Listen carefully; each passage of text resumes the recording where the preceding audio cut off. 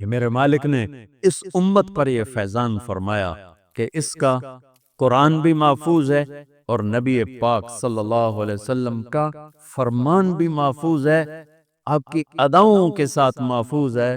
میں ایک آپ کو مثال دیتا ہوں، اگر ہمارے نبی پاک صلی اللہ تعالی علیہ وسلم کے چلنے کا انداز کیا تھا، اگر ہمیں یہ معلوم نہ ہوتا تو کیا فرق تھا؟ کوئی جنت جہنم کا مسئلہ تو نہیں ہے نا، لیکن میں قربان جاؤں ان صحابہ پر اور ان کے شاگردوں پر، ان کے اگلے شاگردوں پر، یہاں تک کہ جنہوں نے میرے نبی کی چال بھی ہم تک پہنچائی۔ میں آپ کو ترجمہ بتا دیتا، یمشی تکفیا ویقارب الخطا، آپ تھوڑا کندھے جھکا کے چلتے تھے اور پاؤں چھوٹے رکھتے تھے، کھلا پاؤں نہیں، ایسے نہیں، قریب، پاؤں چھوٹا، کندھے جھکے ہوئے، گردن آگے تھوڑی، اور چال میں تیزی، اتنی تیزی تھی کہ صحابہ کو ساتھ دوڑنا پڑتا تھا۔ آپ چونکہ آپ کے نیچے زمین سکڑتی تھی، زمین سکڑتی تھی، تو آپ ایسے چلتے تھے اور وہ پیچھے بھاگتے تھے۔ آپ کے دیکھنے کا ہمیں انداز معلوم نہ ہو تو کیا فرق ہے؟ لیکن میں قربان جاؤں جو کہہ رہے ہیں جلو نظر الملاحظ، اب یوں دیکھتے تھے، یوں ایسے نہیں دیکھتے تھے حیا کی وجہ سے، بس کبھی کبھی ایسے ہوتا تو پھر ایسی تجلیات اور آنکھوں سے نور نکلتا کہ سارے صحابہ یوں ہو جاتے۔ صرف دو آدمی آپ کو دیکھ سکتے تھے، صرف دو، ایک ابو بکر اور ایک عمر، بس یضحکان الیہ ویضحک الیہما، دونوں آپ کو دیکھ کے مسکراتے اور اپن کو دیکھ کے مسکراتے، باقی کوئی آپ کو آنکھوں میں آنکھیں ڈال کے دیکھ نہیں سکتا تھا، چلے آپ کی نظر شرم و حیا ایسے تھی جیسے کوئی آپ کو ادھر سے بلاتا۔ مفتی حامد صاحب مجھے کہیں مولوی صاحب تو میں اتنا ہی کروں گا، اس تو میرے بول بھی نہیں ہمت۔ مولانا ارشاد صاحب کہیں جناب مولانا صاحب، اتنی میری طاقت ہے، لیکن جب میرے نبی کو دائیں سے کوئی بلاتا تھا یا رسول اللہ، تب یوں نہیں کرتا، اب یوں کرتے تھے، پورا مڑتے تھے اس کی طرف، پورا سینہ سے سینہ ملاتے تھے۔ ادھر سے کسی نے کہا یا رسول اللہ، تب یوں نہیں کرتے، اب یوں کرتے، پورا۔ میں قربان جاؤں، اس موبائل نے کتنی بد اخلاقی پھیلائی ہے کہ ایک آدمی بات کر رہا وہ موبائل دیکھ رہا۔ خاص طور پر والدین سے کہہ رہا ہوں، اب چھوٹا بچہ آئے اور اسے تم نے توجہ نہ دی، یہ گھروں میں 99.9% بلکہ 100% ہو رہا ہے، فون پہ لگے ہوئے، چھوٹا معصوم بچہ ماں سے بات کر، وہ فون پہ لگے ہوئے، ہاں ہاں بول کیا نا، سن دی پئیاں، سن دی پئیاں، بھوک نہیں۔ آپ نے ذبح کر دیا۔ عربی کا لفظ ہے توجہ فرمائیں، یہ لفظ عربی کا توجہ، توجہ فرمائیں کا مطلب ہے یہ توجہ کی تا ہٹاؤ تو نیچے سے وجہ نکلتا ہے، وجہ چہرے کو کہتے ہیں۔ توجہ فرمائیں کا مطلب ہے بوتھا شریف میرے ال کر، میری طرف چہرہ کر کے بات کر۔ میرے نبی جب کسی سے بات کرتے تھے سینہ بھی اس کو دیتے تھے، چہرہ بھی اس کو دیتے تھے۔ جب آپ غمگین ہوتے تھے کیا کرتے تھے؟ اب داڑھی پکڑ کے یوں بیٹھ جاتے تھے، یہاں ٹیک، اس کو نیچے، اور یوں کپڑوں، تھوڑی دیر کے بعد سر پہ ہاتھ پھیرتے اور پھر یوں فرماتے، یہ میرے نبی کے غم کی نشانی تھی۔ آپ کسی دکھ میں ہیں، کسی غم میں ہیں، سبحان، جب آپ کسی کو بلاتے تھے تو ایسے نہیں کرتے تھے، ایسے کرتے تھے، پورے ہاتھ کے اشارے سے، ایسے انگلی اٹھانا عیب ہے، یوں کرتے تھے۔ جب آپ محفل میں بیٹھتے تھے تو چوکڑی مار کے بیٹھتے تھے، اتحیات صرف نماز میں آپ کی ہے، باقی آپ چوکڑی مار کے بیٹھتے تھے، اور پوری محفل میں ٹانگ نہیں پھیلاتے تھے، چاہے کتنی لمبی مجلس ہو جائے ٹانگ نہیں پھیلاتے تھے کبھی بھی۔ عزت دیتے تھے، سامعین جالسین کو احترام دیتے تھے، عزت دیتے تھے، اور دوران گفتگو آپ یوں کرتے رہتے تھے، یوں، یہ آپ کی بے ساختہ حرکت تھی، یہ ہتھیلی، یہ انگوٹھا، یہ ہر آدمی میں نہ کوئی اس کی جسم کی غیر ارادی حرکت ہوتی. جیسے میں اپنے انگوٹھے کو یوں یوں کرتا رہتا ہوں، یہ میری بچپن کی عادت ہے، مجھے پتہ بھی نہیں ہوتا میں انگوٹھا ایسے کر رہا ہوتا ہوں. تو میرے نبی کی بغیر ارادے کے ہاتھوں کی حرکت تھی. آپ دوران گفتگو یوں فرمایا کرتے. یہ آپ کو اوپر کر کے دکھا رہا ہوں، ورنہ آپ یہاں ہاتھ ہوتے تھے اور آپ یوں یوں فرماتے رہے. واہ کیا صحابہ تھے، یہ ہر شے ہم تک پہنچا. سبحان اللہ. جب آپ غصے میں ہوتے تھے تو ہماری طرح کوئی وہ اظہار تو ہوتا نہیں تھا. پھٹ پڑے وہ بھی نہیں ہے، ڈانٹ ڈپٹ وہ بھی نہیں ہے. اس کو برداشت کیا ہے، اس کا رد عمل آیا ہے چہرے پر. کیا یہاں ایک رگ تھی جو غصے میں ابھر آتی تھی، وہ ایسے ایسے ایسے ایسے ایسے کرتی. بینما عرقن یدرہ الغضب، تو اسے اندازہ ہوتا تھا غصے میں کسی پر اظہار ناراضگی ہے تو ہم تو لان تان کرتے ہیں. آپ کیا کرتے تھے؟ ادھر سے ابو ہریرہ آ رہے ہیں، آپ ان پہ ناراض ہیں اور ان کو بتانا بھی چاہتے ہیں، اور یہ ناراضگی ان کی کسی تربیتی پہلو کی وجہ سے ہے. من تصر لنفسه لا یغضب لنفسه ومن تصر لها. ساری زندگی اپنی وجہ سے نہ کسی پہ ناراض ہوئے نہ کسی کے ڈانٹ ڈپٹ کی. تو جب ادھر سے آ رہے ہیں نا ابو ہریرہ اور آپ ان کو اظہار ناراضگی فرمانا چاہتے ہیں تو یوں دیکھا اور ساتھ ہی یوں ہو جاتے تھے. بس ادھر سے انس آ رہے ہیں، آپ ان پہ ناراض ہیں، دیکھتے ہی آپ یوں ہو جاتے تھے. بس یہ اتنا تھا میرے نبی کے ناراضگی کا اظہار کہ آپ لگتا ہے ناراض. جب آپ خوش ہوتے تھے تو یہ جگہ گلابی ہو جاتی. پہلے بہت خوبصورت رنگ تھا گلابی، لیکن یہ اور زیادہ چمکنے لگے، اس میں سے نور نکلنے لگتا تھا. اتنی چھوٹی چھوٹی بات، میرے نبی کی کوئی بات چھوٹی نہیں ہے. جیسے فرض اور ہے، فرض کفایہ اور ہے، واجب اور ہے، سنت موقدہ سنت، یہ ساری ایسے. میرے نبی کا ہر عمل عظیم الشان ہے کہ ہر عمل جنت میں لے جانے کا اور اللہ کی رضا کا ذریعہ ہے. تو چھوٹا تو کوئی نہیں. آپس میں تقابل کے، یعنی میں وہ چیزیں آپ کو بتا رہا ہوں جن کا جنت اور جہنم سے تعلق نہیں، عشق سے تعلق، محبت سے تعلق. ہماری جماعت گئی حافظ آباد، وہاں میں وہ کلام میں بیان کر رہا تھا. علاقے کے بہت بڑے ذمہ دار آئے ہوئے تھے. کسی کام تو نے دیکھا تو ساری عدالتیں خالی. تو ان کا کیا ہوا کہ یہ تبلیغ والوں کا عالم آیا ہوا ہے، اس میں سارے چلے گئے. تو اس نے وہ پہلے تو بیٹھا رہا، پھر وہ جو جج کا ریڈر تھا انہوں نے کہا چودھری صاحب ایتھے ویلے بیٹھے ہو اور جا کے گل سن لو. وہ ذرا تبلیغ کو اچھا نہیں سمجھتے تھے، ان کا چلو ویلا بیٹھا سن لو. میں اس وقت اللہ کے نبی کے جانور بتا رہا تھا کہ میرے نبی کی 9 بکریاں تھیں، ان کے نام عجوہ، سقیہ، برکہ، ورثہ، زمزم، اطلار، اطراف، غیثہ، کمرہ. 9 بکریاں، 10واں بکرا یم، اور اس میں کمرہ آپ کی زندگی میں مر گئی. یہ احسان عظیم ہے ان ہستیوں کا جو واقعی اس قابل تھے کہ اللہ نے کہا رضی اللہ عنہ، جو میں راضی ہو گیا، جو مرضی کرو میں راضی ہو گیا. سبحان اللہ. واہ. اور آپ کے اونٹ تھے 2 عسکر اور ثعلب، اور آپ کے خچر تھے عفیر اور دلدر اور فضہ، اور آپ کے پاس گدھے تھے 2 عفیر اور یعفور، اور آپ کی اونٹنیاں تھیں عزبہ، جدعا، شہبہ، قصوہ، اور آپ کے گھوڑے تھے لزاز، تراز، لحیف، سجل، سکب، صبحہ، ورد، یعصوب، یعبوب. یہ آپ کے گھوڑوں کے نام. ایک گھوڑے کا نام تھا ورد. کیوں تھا؟ جیسے گلاب کا پھول نمایاں نظر آتا ہے، وہ گھوڑا ایسا حسین تھا کہ گھوڑوں میں نمایاں نظر آتا تھا. صبحہ ایک گھوڑے کا نام تھا صبحہ. صبحہ تیرنے کو کہتے ہیں، ان لک فی النہار صبحا طویلا. اس گھوڑے کا نام صبحہ کیوں تھا؟ جب وہ دوڑتا تھا تو لگتا تھا جیسے پانی تیرتا جا. خیر میں پھر لمبا چلا گیا. وہ جو تھے نا چودھری صاحب، وہ بیان سن رہے تھے، وہ گئے واپس گاؤں.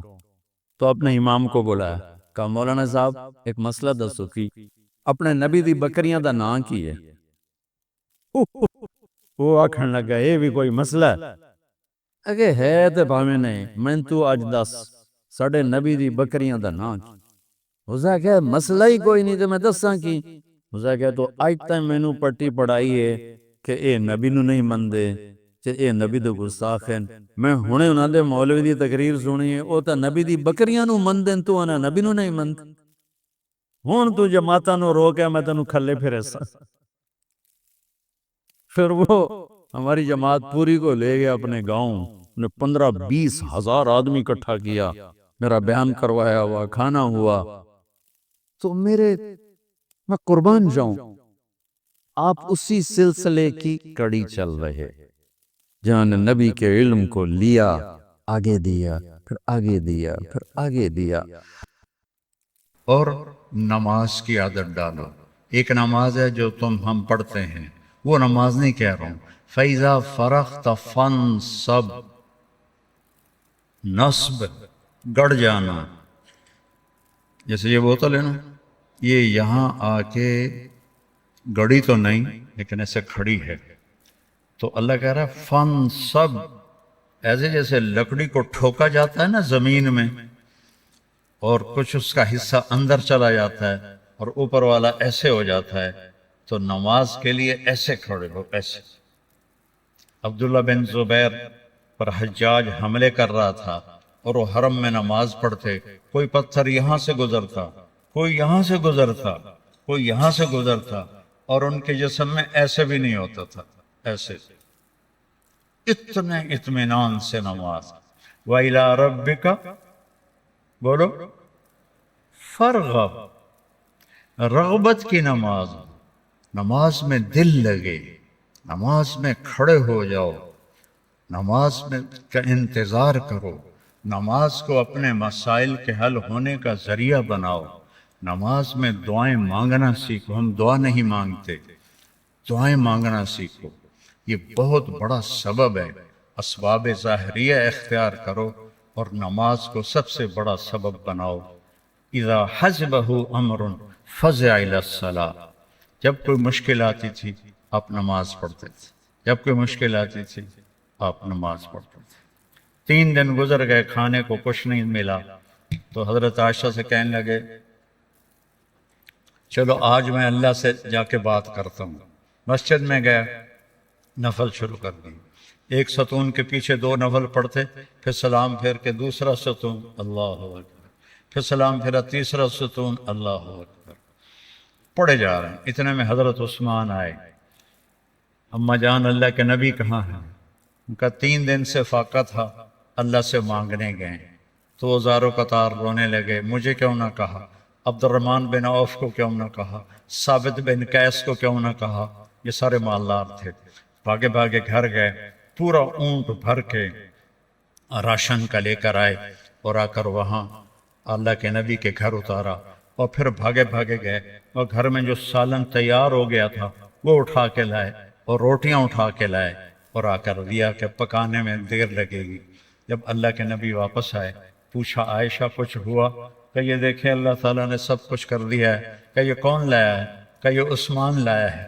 تو آپ نے ایسے ہاتھ اٹھائے، اے اللہ میں عثمان سے راضی ہوں، تو بھی اس سے راضی ہو جا۔ اے اللہ میں عثمان سے راضی ہوں، تو بھی اس سے راضی ہو جا۔ اے اللہ میں عثمان سے راضی ہوں، تو بھی اس سے راضی ہو جا۔ تو نماز کو اپنا وظیفہ بناؤ۔ یہ آج کل کے یہ سوشل میڈیا اور بہت سے ایسے نادان لوگ، یہ وظیفہ پڑھو، یہ وظیفے پڑھو، یہ پڑھو، یہ پڑھو، یہ سب فضولیات ہیں۔ سب سے بڑا وظیفہ نماز ہے اور دعا ہے۔ سب سے بڑا وظیفہ نماز ہے اور دعا ہے۔ باقی سب ڈھکوسلے ہیں، میرے اوپر جادو ہو گیا ہے، میرے اوپر اثر ہے، میرے اوپر جنات ہیں، یہ سب عاملوں کی جیب گرم کرنے کے اسباب ہیں۔ یہ کچھ بھی نہیں ہے، سب بک بک ہے، سب بک بک ہے۔ کبھی اس چکر میں نہ پڑنا کہ میرے اوپر جادو کر دیا گیا ہے، میری بندش کر دی گئی ہے، اولاد کی بندش ہو گئی ہے، کاروبار کی بندش ہو گئی ہے۔ نماز جو موجود ہے، اللہ جو موجود ہے، تو کبھی عاملوں کے چکر میں نہیں پڑنا، کبھی جو وظیفے بتانے والے ہیں 1000 دفعہ یہ پڑھو 1000 دفعہ یہ پڑھو، میرے سر میں درد ہے۔ اور ایک بزرگ کہنے لگے کہ آپ 1000 دفعہ سورہ اخلاص پڑھا کرو۔ میں کہا جی پھر تو پہلے انہوں نے ہور درد واد جاوے گا جو میں سر درد نال میں 1000 واری سورۃ اخلاص پڑھا کے میرے کو تو نماز دی رکعت وچ قل ہو اللہ مشکل پڑھی جاندی ہے۔ میں کہا جی یہ وظیفہ تسی اپنے کول ہی رکھو، یہ میرے واسطے کوئی نہیں ہے۔ میرے نبی نے وظیفہ بتایا، نماز پڑھو دعا مانگو، نماز پڑھو دعا مانگو، صدقہ کرو، سخی بنو، بخیل نہ بنو۔ بخیل سے اللہ دوستی لگاتا نہیں، اور سخی سے اللہ دوستی توڑتا نہیں، چاہے فاسق ہو۔ اور سخاوت کا مطلب کوئی بہت زیادہ خرچ کرنا نہیں ہے، وہ دل کی کیفیت کا نام ہے، وہ دل کی کیفیت کا نام ہے۔ تو غریب بھی سخی ہو سکتا ہے، مالدار بھی ہو سکتا ہے، غریب بھی بخیل ہو سکتا ہے، مالدار بھی ہو سکتا ہے۔ بخل خود پیدا ہوتا ہے، سخاوت کو پیدا کرنا پڑتا ہے۔ سخی بنو۔ مولویوں میں سخاوت بہت کم ہے، بلکہ ہے ہی کوئی نہیں، کیونکہ شروع سے لینے کا جو کام شروع ہو جاتا ہے تو دینے کو دل ہی نہیں کرتا۔ تو دینا سیکھو تاکہ اللہ تمہیں دے، کھلانا سیکھو اللہ تمہیں کھلائے، پلانا سیکھو اللہ تمہیں پلائے۔ پھر سب سے بڑی سخاوت ہے، جس پہ ناراضگی ہے معاف کر دو۔ سب سے بڑی تواضع ہے، جس پہ زیادتی کی ہے اس سے جا کے معافی مانگ لو۔ معافی مانگنا اس سے بڑی تواضع کوئی نہیں، معاف کر دینا اس سے بڑی سخاوت کوئی نہیں ہے۔ اور اللہ کو سخی سے پیار ہے، وہ فاسق ہی کیوں نہ ہو۔ سامری نے بچھڑے کی پوجا کروائی، اللہ نے کہا ان سب کو قتل کرو، وہ قتل ہو گئے۔ سامری نے پکڑا ہوا آ گیا، اللہ نے کہا موسیٰ سامری کو چھوڑ دے۔ کہا یا اللہ وہ بدبخت تو سب کو بچھڑے کی پوجا پہ لگانے والا۔ اللہ نے کہا سخی ہے، سخی کو قتل کرنا مجھے اچھا نہیں لگتا، یہ آپ ہی مر جائے گا۔ وہ بخار میں مر گیا۔ تو سخاوت ایسی چیز ہے جو کفر و نفاق میں بھی کام دے جاتی ہے۔ بیٹا سخی بنو۔ اور ایک سخاوت بتائیے جس پہ کوئی پیسے نہیں لگتے، معاف کرنا سیکھو، معاف کرنا سیکھو، درگزر کرنا سیکھو، اپنی کوتاہی کا کھل کے اعتراف کرو۔ جو معافی مانگنے آئے اس کے آگے منہ نہ بناؤ، اسے فوراً اپنے سینے سے لگاؤ۔ الا تحبون ان یغفر اللہ لکم۔ معاف کرنا سیکھو، معافی مانگنا سیکھو۔ اور نوافل میں تہجد کا اہتمام کرو۔ یہ شعار الصالحین ہے۔ آپ نوجوان ہو تو آپ 70 سے بھی آگے چلے گئے۔ تہجد کا اہتمام کرو۔ نوافل اس سر درد میں، اس سر درد میں میرے نفل کبھی چھوٹتے ہیں، ورنہ 40-50 نفل روزانہ پڑھتا ہوں۔ میری تہجد قضا نہیں ہوتی سوائے شدید تکلیف کے۔ پچھلے 30-35 سال سے اللہ نے مجھے تہجد کا پابند کیا ہوا ہے۔ یہ میں تم میری اولاد ہو، تمہیں ترغیب کے لیے سنا رہا ہوں، کوئی اپنی بزرگی نہیں جتا رہا ہوں، کہ تمہیں پتہ چلے کہ بیماری میں بھی اگر اہتمام ہو سکتا ہے تو اس جوانی میں کیوں نہیں ہو سکتا۔ جلدی سو، جلدی اٹھ، اس موبائل پہ کھیلنا چھوڑ دو، یہ تمہارا بہت وقت ضائع کرتا ہے۔ اس موبائل سے کھیلنا چھوڑ دو، اس کو دیکھنا چھوڑ دو، وہ وقت مطالعے پہ لگاؤ، تلاوت پہ لگاؤ، ذکر پہ لگاؤ، تسبیح پہ لگاؤ، لوگوں کی خدمت پہ لگاؤ۔ اس نے بہت نقصان پہنچایا ہے، خاص طور پر جب تم ماں باپ کے ساتھ بیٹھو، بیوی کے ساتھ بیٹھو، بچوں کے ساتھ بیٹھو، اسے بند کر کے بیٹھو تو تمہیں اس کا بہت نفع ہوگا۔ اس مبارک محفل میں آپ ایک دفعہ کہو لا الہ الا اللہ، اوپر والی بھی کہو۔ یہ سب آپ کے شکر گزار ہیں کہ آج انہوں نے وہ کلمہ سنا ہے جس کی میرے نبی نے مثال دی ہے کہ والذی نفسی بیدہ، اس ذات کی قسم جس کے قبضے میں میری جان ہے، لو جیء بالسماوات السبع والأرضین السبع وما فیہن وما تحتہن وما بینہن فوضین فی کفۃ المیزان ولا الہ الا اللہ فی الکفہ لرجحت بہن لا الہ الا اللہ۔ آپ نے فرمایا اس ذات کی قسم جس کے قبضے میں میری جان ہے، ایک ترازو ہو جو اللہ ہی بنا سکتا ہے، اس میں 7 زمینیں ڈال دو، ان کے دریا، ان کے سمندر، ان کے پہاڑ، ان کے جنگل، ان کے انسان، ان کے جانور، ان کے کھیتیاں، ان کے گھر، ان کی مشینیں، ان کے سارے وسائل کو ایک طرف رکھ دو، پھر یہ پورے سولر سسٹم کو اس کے اندر رکھ دو، پھر جتنا یہ کا یونیورس ہے اس ساری کو اس میں ڈال دو، پھر پہلا آسمان اور اس کے فرشتوں کو اس میں ڈال دو، پھر دوسرا آسمان اور اس کے فرشتوں کو اس میں ڈال دو، پھر تیسرا آسمان اور اس کے فرشتوں کو اس میں ڈال دو، پھر چوتھا آسمان اور اس کے فرشتوں کو اس میں ڈال دو، پھر 5واں آسمان اور اس کے فرشتوں کو اس میں ڈال دو، پھر 6واں آسمان اور اس کے فرشتوں کو اس میں ڈال دو، پھر 7واں آسمان اور اس کے فرشتوں کو اور اس کی جنت کو۔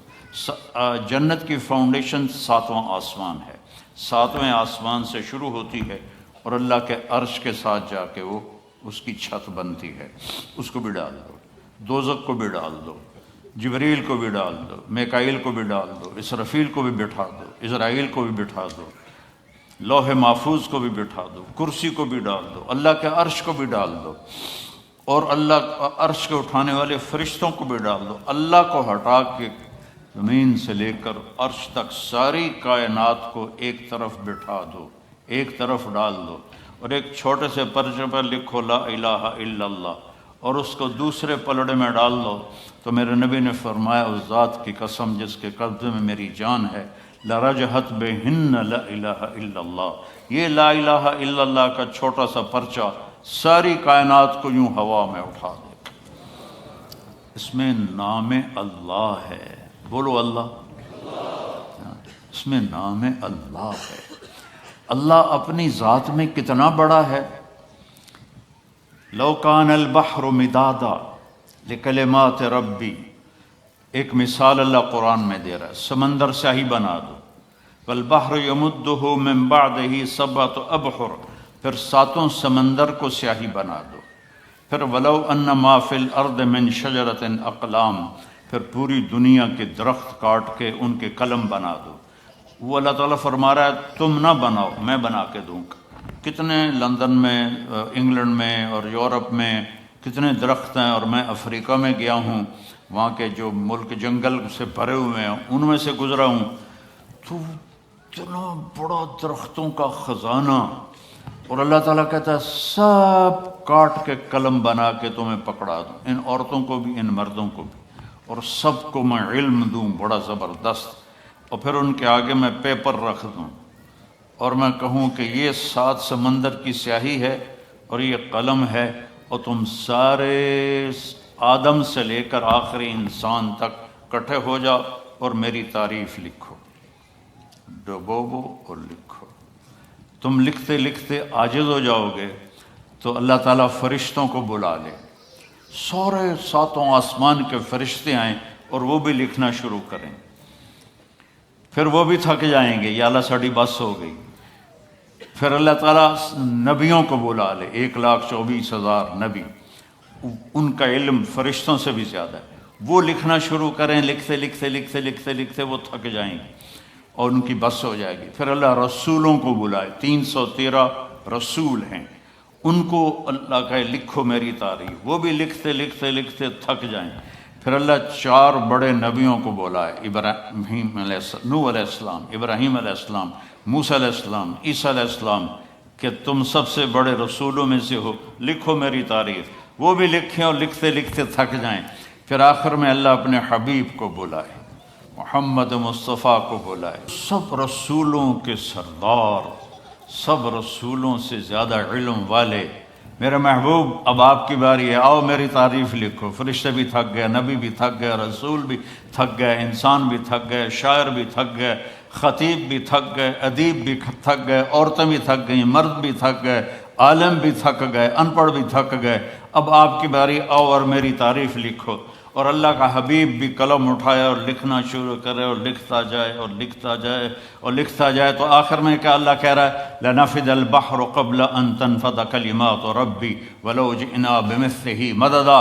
ایک دن آئے گا کہ سمندر خشک ہو جائیں گے، قلم ٹوٹ جائیں گے، اور تیرے رب کی تعریف کا ذرہ بھی ادا نہ ہوگا۔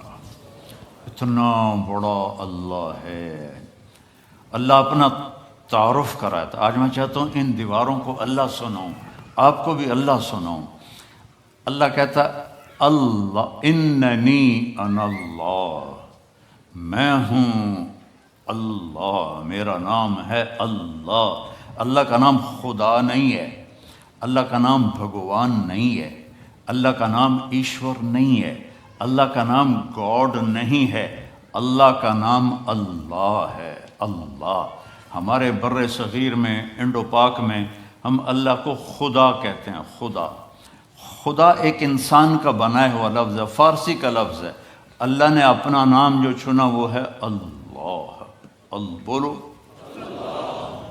پھر کہو اللہ کی قسم، یہاں تم سے زیادہ فرشتے ہیں، سارے تمہیں خوش ہو کے دیکھ رہے ہیں، عرشوں پہ اللہ تمہیں خوش ہو کے دیکھ رہا ہے کہ آج میرا نام یہ در و دیوار سن رہے ہیں، جہاں ہر وقت کیا سے کیا ہنگامے ہوتے رہتے ہیں۔ تو اللہ، پھر اللہ نے کہا لا الہ الا ہو، میرے جیسا کوئی ہے ہی نہیں، میرا کوئی شریک نہیں، میرا کوئی مثل نہیں، میرا کوئی بدل نہیں، میری کوئی ٹکر کا نہیں، میرا کوئی وزیر نہیں، میرا کوئی وہ مجلس شورا نہیں ہے، میں کسی کی حفاظت کے لیے کسی فرشتوں کا محتاج نہیں، عرش فرش لوح قلم کرسی کا محتاج نہیں۔ اللہ لا الہ الا ہو، یہ اللہ نے اپنا تعارف کروایا کہ میں اللہ ہوں، میرے سوا کوئی معبود نہیں، میرے سوا کسی کو مت پکارو، میرے سوا کسی کے آگے مت جھکو، میرے سوا مدد کے لیے کسی کو نہ بلاؤ، صرف مجھے بلاؤ۔ اچھا، اللہ کی دو صفتیں بڑی عجیب ہیں۔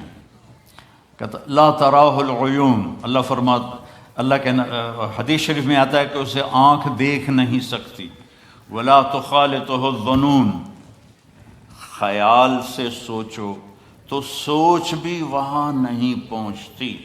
جب اتنا دور ہو گیا تو پھر قرآن میں کہتا ہے اقرب الیہ من حبل الورید، دور اتنا ہوں کہ تمہاری سوچ نہ پہنچے، قریب اتنا ہوں کہ تمہاری اس شہرک سے بھی زیادہ قریب ہوں۔ تم دل میں تم زور سے بولو یا اللہ، اللہ کہتا میں سنتا ہوں، تم آہستہ بولو یا اللہ، تو اللہ کہتا میں سنتا ہوں، تم زبان بند کر لو اور دل سے بولو۔ اب میں دل سے بولا ہوں، میں نے نہیں سنا، میرے کانوں نے نہیں سنا، اللہ فرماتا میں یہ بھی سنتا ہوں، میں یہ بھی سنتا ہوں۔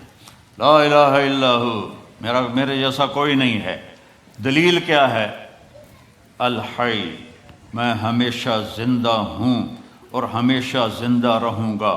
کوئی اور دکھاؤ جو ہمیشہ زندہ ہو اور ہمیشہ زندہ رہے، کوئی اور دکھاؤ، آج تک کوئی نہیں ہے۔ القیوم، میں ہمیشہ قائم ہوں، نہ کھانے کا محتاج، نہ پینے کا محتاج، نہ جگہ کا محتاج، نہ بیوی کا محتاج، نہ بچوں کا محتاج، نہ آرام کا محتاج، میں ہمیشہ قائم ہوں۔ تیسری دلیل کیا ہے کہ میرے سوا کوئی نہیں، میرے جیسا کوئی نہیں۔ لا تاخذہ سنۃ ولا نوم، نہ مجھے اونگ آتی ہے نہ میں سوتا ہوں، نہ اونگ آتی ہے نہ سوتا ہوں۔ موسیٰ علیہ السلام سے ان کی قوم نے پوچھا تیرا رب سوتا ہے؟ وہ بڑے عجیب سوال کرتے تھے، تیرا رب سوتا ہے؟ تو موسیٰ علیہ السلام نے کہا کیسی بکواس کرتے ہو؟ تو اللہ تعالیٰ نے فرمایا میں سمجھاتا ہوں۔ رات ہوئی نا تو اللہ نے فرمایا 2 پیالے لے کے کھڑے ہو جاؤ، اور دیکھو یہ پیالے ٹوٹنے نہیں چاہیے، کھڑے ہو جاؤ۔ اب موسیٰ علیہ السلام لے کے کھڑے ہو گئے۔ انسان ہے، تھوڑی دیر بعد تھکن شروع ہو گئی، تھوڑی دیر بعد اونگ ہونی شروع ہو گئی، جھٹکے شروع ہو گئے، سنبھال کے رکھ رہے تھے۔ ایک دم جو جھٹکا آیا زور سے نیند کا تو دونوں پیالے گر کے ٹوٹ گئے۔ کہا موسیٰ تیرا رب بھی سو جائے تو یہ زمین آسمان ایسے ہی ٹوٹ جائیں گی، تیرا رب سونے سے پاک۔ لا تأخذہ سنۃ ولا نوم. میں آپ کو دیکھ رہا ہوں تو یہ اوپر نہیں نظر آ رہی، میں ان کو دیکھ رہا ہوں تو مجھے آپ نظر نہیں آ رہے، آپ میرے سامنے ہیں تو مجھے پیچھے نظر نہیں آ رہا، میں نے ادھر دیکھا تو مجھے یہ نظر نہیں آ رہے، میں نے ان کو دیکھا تو مجھے یہ نظر نہیں آ رہا. اور میرا اللہ کہتا ہے احاط بصرہ بجمیع المرئیات، کائنات، مشرق مغرب شمال جنوب اوپر نیچے، جہاں جو کچھ ہے تیرے رب کی نظر اس پر ہے. پھر مثال دیتا ہے اللہ، یرا دبیب النملۃ السوداء علی الصخرۃ السماء فی اللیلۃ الظلماء. اندھیری رات ہو،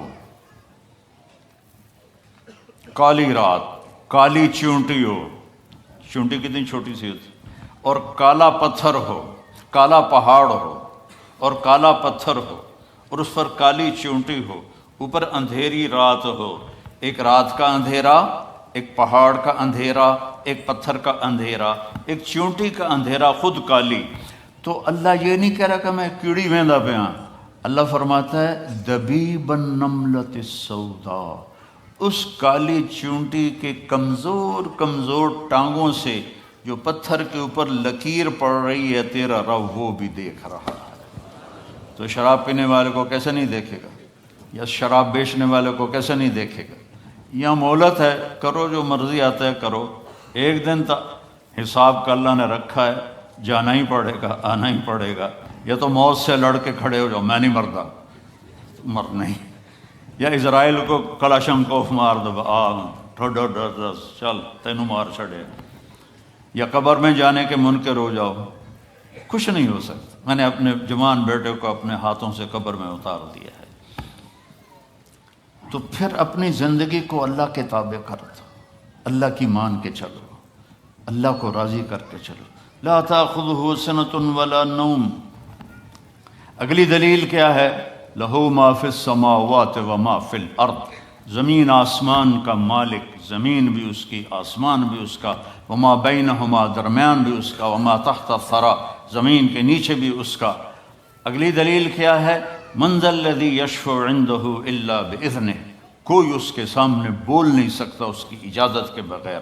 اگلی دلیل کیا ہے؟ یعلم ما بین ایدیہم وما خلفہم، تمہارے آگے کیا ہونے والا ہے وہ بھی پتہ ہے، تمہارے پیچھے کیا ہو چکا ہے وہ بھی پتہ ہے. ولا یحیطون بشیء من علمہ الا بما شاء. اگلی دلیل کیا ہے؟ کہ اس کے علم کو کوئی پورا نہیں لے سکتا، اس کا علم لامحدود ہے اور ہر چیز محدود ہے. اگلی دلیل کیا ہے؟ وسع کرسیہ السماوات والارض. تسی چھوٹی جی کرسی رکھ چھڑی، میرا اللہ کہتا ہے میری کرسی اتنی بڑی ہے کہ ساتوں زمین آسمان کے اوپر چھائی ہوئی ہے. ولا یؤودہ حفظہما. اگلی دلیل کیا ہے؟ یؤود کہتے ہیں مزدور زیادہ جب بوجھ اٹھاتا ہے نا، زیادہ جب بوری اٹھاتا ہے پوری، تو وہ کرتا اس آواز کو عربی میں واد کہتے ہیں. وہ تو اللہ تعالیٰ فرماتا ہے ساتوں زمین و آسمان کو سنبھالتے ہوئے میری ذرا سی آواز بھی نہیں نکلتی، ذرا سی آواز، تھکنا نہیں، ذرا سی آواز بھی نہیں نکلتی. ولا یعودہ حفظہما وہو العلی العظیم، بلندیوں کا مالک، عظمتوں کا مالک، کل کائنات کا مالک. تو لا الہ الا اللہ کیا ہے؟ اللہ سے دوستی لگا لو. لا الہ الا اللہ ہے، اللہ سے دوستی لگا لو. لا کے ساتھ سب کی نفی کر دو. جو لا کہا وہ لا ہوا، وہ لا بھی اس میں لا ہوا، جز لا ہوا، کل لا ہوا، پھر کیا ہوا؟ اللہ ہوا.